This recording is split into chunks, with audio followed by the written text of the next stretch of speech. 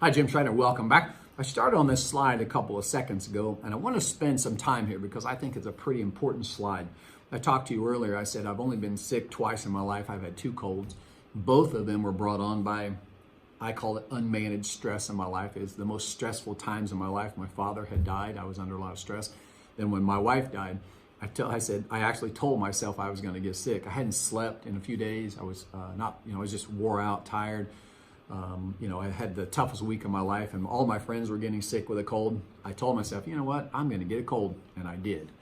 What I learned from that, and what I've learned throughout my studies, is the person who properly manages the chemical hormones, cortisol, serotonin, dopamine, and oxytocin wins the game. Those stress hormones are designed for purposes, and I call them, they're actually chemicals. They are chemical hormones. We actually know in science, believe it or not, that they actually inject stress hormones into people who are getting ready to go in for a major surgery because they know that it can actually stop the body from doing certain components long enough for them to do the surgery, the healing and the not healing process.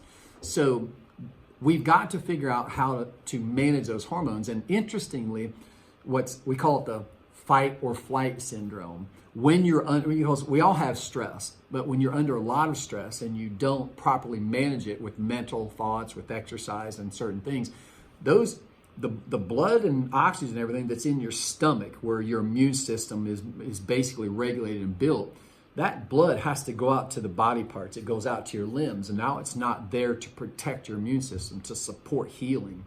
So we've got to bring it back, and that's what proper meditation, proper thought clarification, exercise. There's certain things that we're going to teach you how to do to properly manage that, to lower those stress hormones. But here's what I found interesting.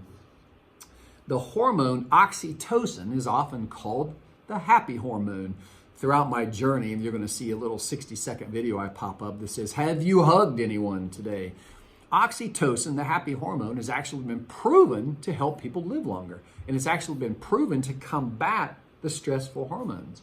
So what I tell people every day, we now know that your body produces oxytocin by human touch.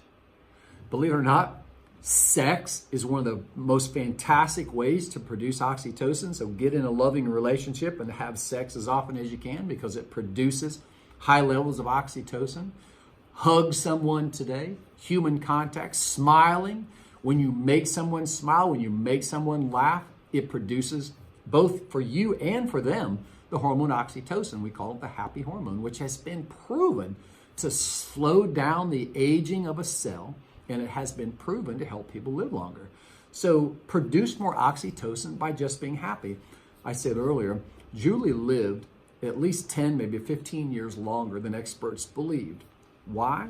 One, I believe because we did follow my fishitarian diet that I'm going to talk about, my anti-inflammation, my anti-aging diet plan, but she was always happy. Every day when my wife got out of bed, every day she said, come on, we've got to get going. There's somebody out there that needs a hug. Not only did she help that person when she gave them the hug because they produced oxytocin, but my wife's body produced enormous amounts of oxytocin. Why? Because she was always happy. And I believe that helped her live longer. So manage those stress hormones by producing more oxytocin. Have you hugged anyone today? I'm going to stop right there because now we're going to start getting into my nutritional theories.